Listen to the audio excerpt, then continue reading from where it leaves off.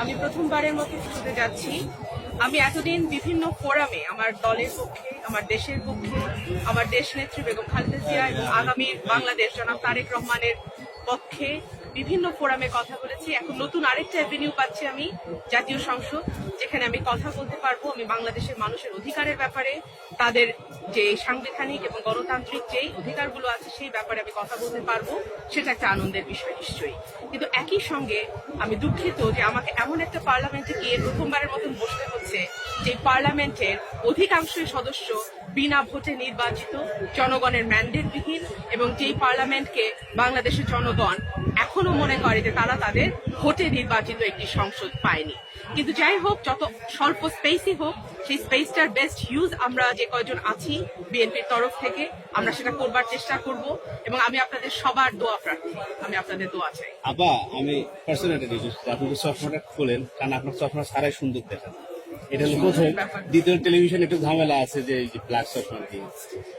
আপনার মূল কথা সংসদে কি হবে, যদিও আপনি গতকাল বলেছেন সংসদে গিয়ে আপনার মূল বক্তব্য, আমার প্রধান মূল বক্তব্য কাজ কি? হচ্ছে যে রাজনৈতিক প্রতিহিংসার শিকার হয়ে তিনবারের সাবেক প্রধানমন্ত্রী, আপোষহীন নেত্রী, যিনি বাংলাদেশে কোনোদিন কোনো আসনের কোনো নির্বাচনে পরাজিত হন নাই, বাংলাদেশের মানুষের প্রাণের নেত্রী এবং বাংলাদেশের আরেক নাম, গণতন্ত্রের আরেক নাম বেগম খালেদা জিয়া, আজকে তিনি রাজনৈতিক প্রতিহিংসার শিকার হয়ে 1.5 বছর এই যে অন্ধকার কারাগারে ওনাকে আটকে রাখা হয়েছে। সেই বিষয়ে আমি কথা বলবো, কারণ জামিন তার অধিকার।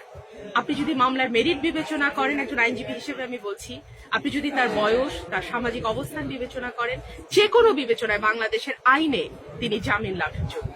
আমি এই বিষয়ে কথা বলবো। আমি দেশনায়ক জনাব তারেক রহমানের বাংলাদেশে আসবার ব্যাপারে যে প্রতিবন্ধকতা এই সরকার তৈরি করে রেখেছে সেই বিষয়ে কথা বলবো।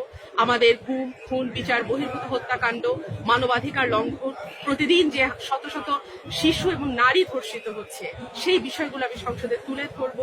যে ভীষণ রকম দুর্নীতিতে নিমজ্জিত এই সরকার, মেগা প্রকল্প, মেগা প্রজেক্টের নামে যে মেগা দুর্নীতি চলছে সেই বিষয়গুলো নিয়ে কথা বলবো। আজকে কৃষক তার পরিশ্রমের যে ফসল তার ন্যায্য মূল্য না পেয়ে তার ধানে আগুন দিতে বাধ্য হচ্ছে। সরকারের কোনো মাথা ব্যথা নাই। পৃথিবীর কোনো দেশে একই পণ্য একই সাথে আমদানি এবং রপ্তানি হয় না। বাংলাদেশে একই সাথে এখন চাল আমদানি, একই সঙ্গে চাল রপ্তানি হচ্ছে। এটা আমার সরকার, আমি সরকারের তো লজ্জা বলতে কিছু নেই, সে ব্যাপারে কথা না বলি। এটা আমাদের জাতি হিসেবে এটা আমাদের জন্য লজ্জাজনক। কৃষকের কাছে মুখ দেখানোর উপায় আমাদের নাই। আজকে পাটকল শ্রমিকরা তারা তাদের ন্যায্য মজুরি পাচ্ছে না। আমাদের অর্থনীতি ধরে রেখেছে যে গার্মেন্টস শ্রমিকরা, এই যে ঈদ আসছে, তারা তাদের বকেয়া বেতন পায় না, বোনাস তো অনেক পরের কথা।